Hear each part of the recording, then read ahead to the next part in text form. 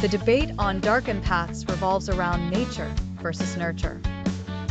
Dark empaths possess empathetic abilities, but use them for manipulation. Some argue dark empaths are born with these traits innately. Others believe their environment shapes their manipulative tendencies. Studies suggest a genetic predisposition plays a role in personality.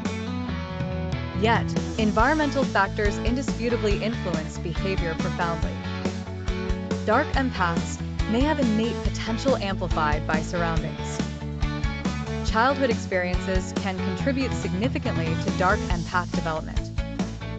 Trauma or neglect may foster manipulative behaviors in a vulnerable person. Conversely, supportive environments can mitigate negative tendencies. Balance between genetic and environmental factors is crucial in personality. Empathy itself is typically innate, according to psychological experts. Manipulation is often learned and refined through experience and context. Nature gives dark empaths their empathetic abilities initially. Nurture guides how these abilities are deployed in interactions. Each dark empath's development is unique, reflecting personal history.